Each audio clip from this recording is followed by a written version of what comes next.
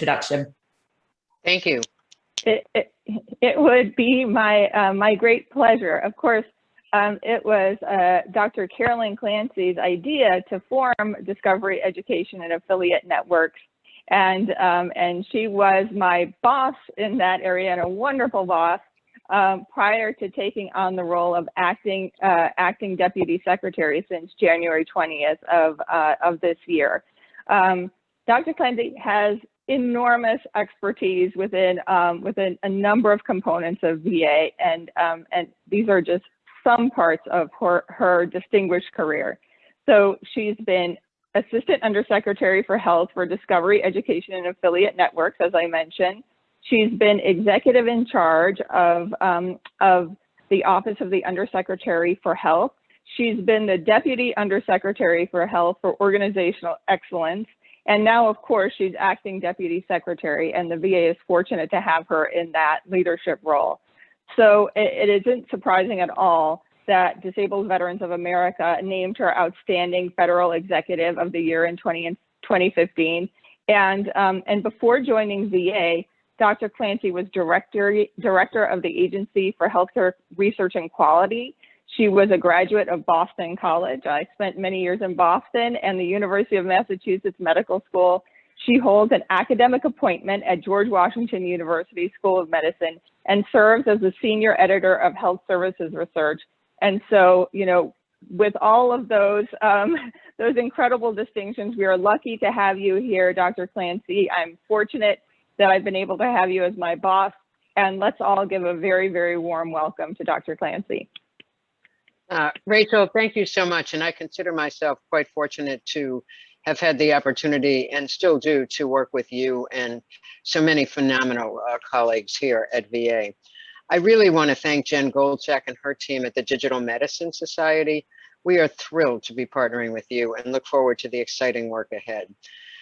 Through this partnership, we will be developing the framework to judge success from seed to scale, as we aim to integrate digital health technologies more broadly into veteran health and wellness and the standards of care used by clinicians in the field. This symposium today showcases many outstanding VHA innovations developed and implemented across our system, and exemplifies several hallmarks of success that have been part of this ecosystem since day one: collaboration, engagement, and expertise. So by way of collaboration within the group that we call DEAN, Discovery, Education, and Affiliate Networks, we've got people from the Office of Health Innovation and Learning, as well as the Office of Research and Development. We've got people as well from the Office of the Chief Technology Officer and the Office of Connected Care.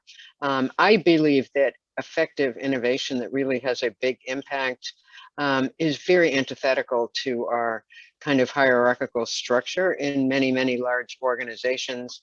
And so the more collaborators, actually, the better. And it also underscores the importance of collaboration with the field and how frontline workers from every VA medical center and specialty are developing new capabilities that impact the broad range of veterans healthcare. This past year has brought many, many astonishing and frankly inspiring examples. In terms of engagement, this meeting also shines the spotlight on the critical role that veterans play as part of the VHA innovation ecosystem.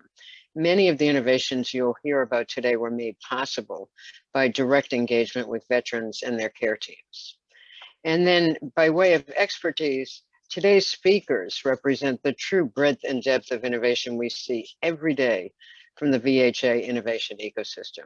From a smart mat that helps prevent amputations from diabetes complications, to a cane that uses sensors to help a blind veteran see, experts across VA are helping to advance the standard of care for every veteran. With the data available from these digital health technologies, the entire VHA healthcare system can learn from every veteran, for every veteran, harnessing innovation to improve and advance veteran health and wellness. Today, I'd like to spend a few minutes just talking about how VHA positioned itself early on for success and then focus on some groundbreaking innovations I see as harbingers of the digital future, even though I'll acknowledge right now that all of us will be surprised in the short, medium, and long-term run, just by creative capabilities and expanding capabilities in digital medicine. First, VHA ahead of the innovation curve. What the pandemic showed everyone was the advances in digital health. The foundation for the revolution we're seeing has been building for years.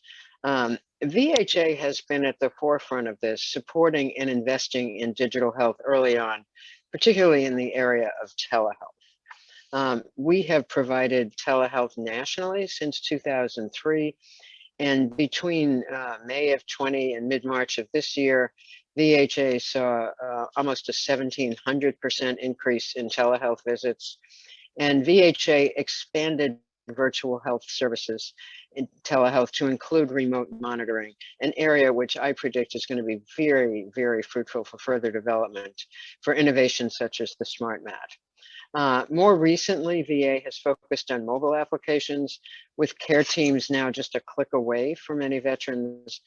And digital health innovations have the potential to lower costs and waiting times, increase engagement and satisfaction, and promote better clinical outcomes with continuous real-world evidence. So from self-care to quality improvement, digital health technologies offer new ways to support our veterans in ways that extend clinical standards into and throughout their daily life demands. Another way of saying this is that we're bringing healthcare to where people are. Whether it's a smartwatch for managing sleep and stress concerns, mobile apps that help teach the basics of cognitive behavioral therapies, or augmented and virtual realities to address trauma, these tools can help extend the care we deliver into veterans' homes and into their pockets and purses. The challenge we face now is, how do we evaluate the impacts of digital health innovations on veteran health and wellness? Looking very narrowly just at telehealth, I can assure you, if this is not literature you follow, that in the medical literature, there have been many, many efforts to evaluate the opportunity and potential for virtual visits. And I think it's fair to say that the results have been pretty mixed. This does not mean we should turn back. It means that we're probably not being thoughtful or strategic enough in terms of how we're thinking about evaluation. So this symposium is the start of what will be a dedicated effort toward building the framework to how to integrate technologies that many veterans already know and use regularly with their care in ways that empower but don't significantly burden our clinical teams. Only by examining the data produced and weighed against the impacts on quality improvement and clinical outcomes can we be assured that the advances are truly addressing veteran health and wellness concerns and supporting their care teams. It's the nation's largest integrated health system. We can support the rollout of these technologies and other models for how to address medical concerns in ways previously not possible.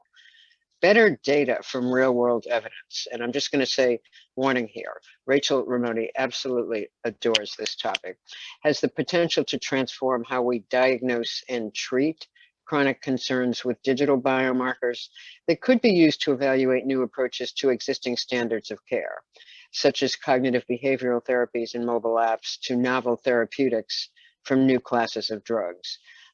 There's no question that we will have, from digital health tools, an unprecedented amount of data, and we're going to have to get really smart about how do we use that to best impact. The Digital Medicine Society has shown true leadership in how we can begin to evaluate these new approaches to care in ways that bring together government agencies, nonprofits, pharmaceuticals, medical devices, and technology companies around the world.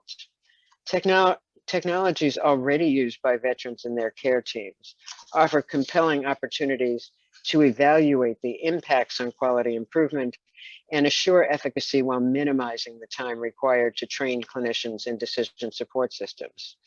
By combining user research with data-driven development, We're positioned to be leaders in the adoption of these technologies to drive at-home care with follow-ups as a necessary for in-person support.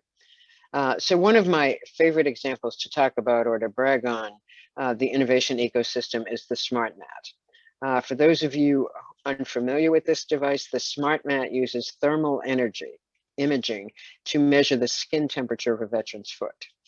This at-home, easy-to-use solution means all a veteran has to do is stand on the mat for 20 seconds, long enough for the mat to scan and capture temperature and compare to trend lines to identify early signs of infection. So when I was training, we would tell diabetics to get a mirror and look at the bottom of their feet to see if they could see anything. This temperature trend line actually predates your ability to see anything. And by the way, some diabetics have trouble with their eyesight, so that wasn't actually all that helpful. When these hotspots literally are detected and seen to persist, the VA provider care team is notified and can intervene early. The provider and veteran then work together to address the ulcer and ultimately prevent amputation. This is really a true watershed for us. 1 in 4 veterans in our system suffer from diabetes.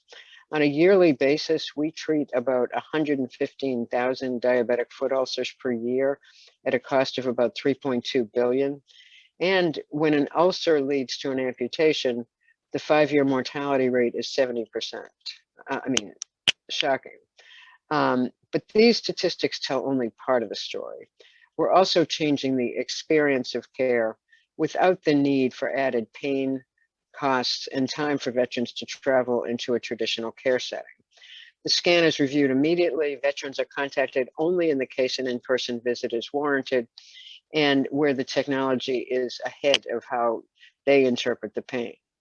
Through multiple quality audits, as well as published research on this Smart Mat technology, we are finding significant improvement in clinical outcomes and substantial cost avoidance.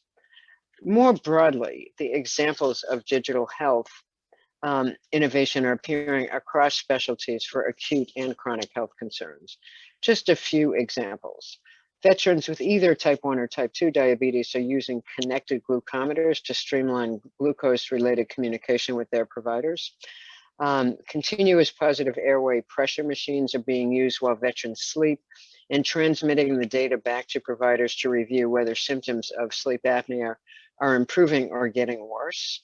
That would be an awesome contribution. Veterans are using virtual reality to combat pain, anxiety, and depression, as well as mobile apps to self-identify post-operative opioid use, and then share those findings with their fellow veterans to reduce and prevent excessive use.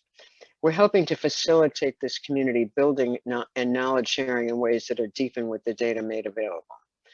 We're creating an accessible and secure VA cloud environment where veteran digital life data are stored and safely routed to serve veteran care needs. The Veterans Benefits Administration is leveraging digital health data to deepen our approaches in suicide prevention by identifying veterans at greatest risk and with the capabilities to reach them sooner. With our leadership and innovations that improve veterans' lives, clinician experiences, and system efficiency, we're joined today by industry leaders from United Healthcare, from Google and Verizon to help discuss how we at VHA can continue to lead. I'll just close by saying the pandemic demonstrated how digital innovation is coming quickly to US healthcare. Some of my classmates from medical school were just learning about Zoom about 15 months ago, and it's increasingly become part of the new normal, how we do our work. This symposium shows our commitment to harnessing the power of digital to improve the lives of veterans and the importance of evaluating how these powerful tools can best be deployed system-wide. I really, really appreciate the opportunity to join you today and greatly look forward to hearing where we're going next. Thanks so much. Dr. Clancy, thank you so much. And we are absolutely delighted that you're able to join us this morning and kick us off with that powerful keynote. I have almost a page of sort of chicken scratch from some of the pieces you said, but the piece that stands out most particularly here is you know, when it is challenging and when we may not get it perfect the first time, it does not mean turn back. And I think that this is such a powerful sort of watershed moment now. Look at the agenda. We have this phenomenal experience. What can we learn? How can we do it better? You spoke about the data economy. You spoke about the possibility of improving the lives of veterans, the clinical teams on the line that care for them, and just a really powerful call to action. And thank you.